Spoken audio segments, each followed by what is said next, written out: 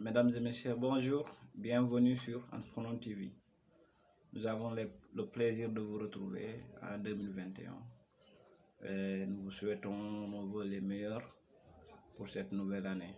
Que l'humanité puisse enfin éradiquer la pandémie à coronavirus. Merci à vous qui nous soutenez, notamment en vous abonnant, mais également en essayant de faire le maximum pour partager et suivre nos numéros. Donc après vous avoir souhaité une bonne et heureuse année 2021, nous voici dans le cadre du deuxième numéro de Entrepreneur TV, qui en tout cas est intitulé autour de la problématique de savoir comment devenir son propre investisseur. Donc c'est ça, autrement dit, comment se trouver de l'argent pour financer son activité ou pour créer son entreprise.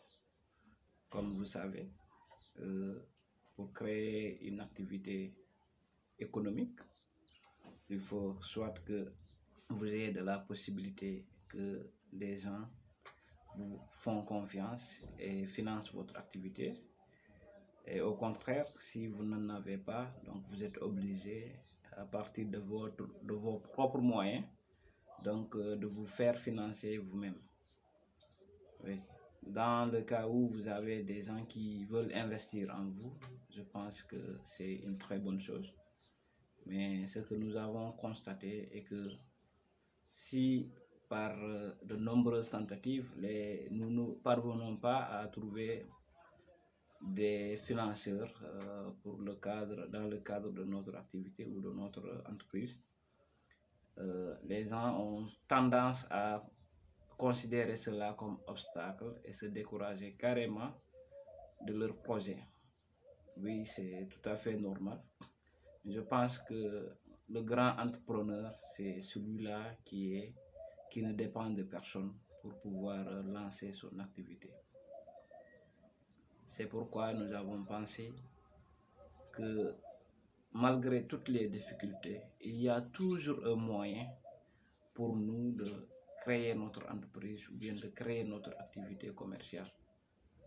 Donc c'est important, et le système que nous vous conseillons, c'est, comme vous savez, quelqu'un qui veut se lancer dans l'entrepreneuriat doit être une personne très bien investie.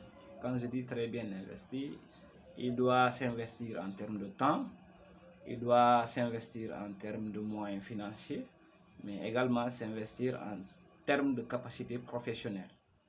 Donc aujourd'hui, si vous voulez vous lancer dans telle activité commerciale et qu'en conséquence, vous n'avez pas les capacités qu'il faut, je pense que ce que vous avez à faire, primo, est de vous donner du temps, de faire une planification et budgétiser tout cela. Par exemple, si vous prenez l'exemple d'un compatriote qui aujourd'hui se lance de façon considérable dans l'entrepreneuriat, mais il a commencé par une planification simple. Comme il était étudiant à ce moment-là, donc il a procédé par faire une réserve chaque fin du mois. Donc chaque fin du mois, il procédait donc à réserver 10 000 francs qu'il mettait en quarantaine de façon très sûre. Et il a fait pendant 2 à 3 ans, notamment de sa première année à la licence. Donc chaque fin du mois, il relevait de sa bourse 10 000 francs qu'il mettait en sécurité. Mais imaginez que vous parveniez par exemple à faire cela pendant 2 ans. Vous vous retrouvez avec 240 000. Et lui, comme il s'est lancé dans l'élevage, mais avec tout l'argent là qu'il a rassemblé au cours de ses 3 premières années d'études à l'université, après il a quitté et il a créé son poulailler. Aujourd'hui, alhamdulillah, il commence vraiment à gagner sa vie de façon honnête et indépendante. Donc, imaginez ce qu'il a fait. Comme il n'était pas un étudiant en agronomie, donc vous savez. Donc il n'avait pas les compétences requises. Donc il s'était inspiré de lire, de suivre tout ce qui intéressait le levage. Et c'est ce qu'il a fait. Il s'est aussi formé. Donc avec l'argent là qu'il était en train d'investir de façon intelligente, donc il a rassemblé ça. Il a pris une partie de cet argent pour se payer une formation professionnelle. Donc, il a subi des séminaires de formation en élevage, en entrepreneuriat surtout. Et après, donc, vous avez vu, il a planifié cela pendant 3 bonnes années. Et aujourd'hui, alhamdulillah, il est dans ce qu'il est, en train de gagner petit à petit sa vie.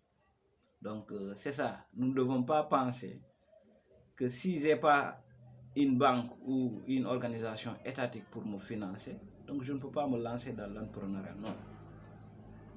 C'est bon d'être soutenu, mais c'est plus bon quand vous vous faites soutenir par personne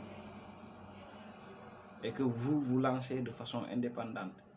Là, vous avez votre vraiment ambition, vous avez cette ambition-là de bien vouloir réussir, parce que si vous échouez, vous vous rendez compte. Donc vous allez devoir faire un autre pas. Donc ouais, c'est difficile. C'est pourquoi moi je pense que le fait de ne pas trouver des bailleurs pour lancer son activité ou pour se lancer dans l'entrepreneuriat ne doit pas constituer un obstacle. Nous devons y aller petit à petit. Nous devons investir sur nous, notre personne.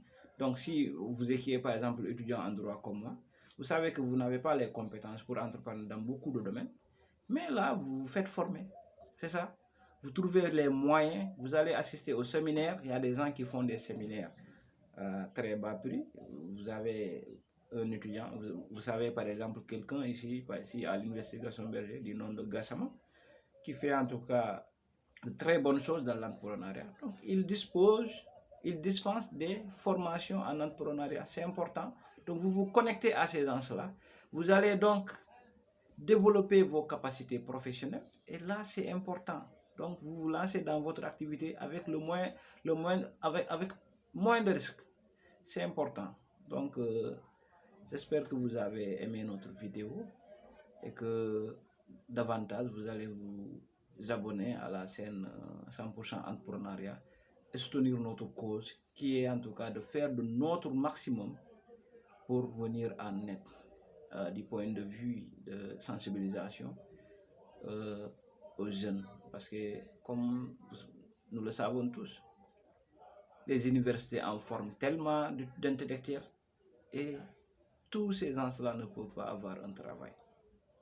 Il faut que les gens soient conscients de cela et commencent à prendre leurs propres initiatives et aspirer à devenir en tout cas de très grands patrons d'entreprise. Merci beaucoup.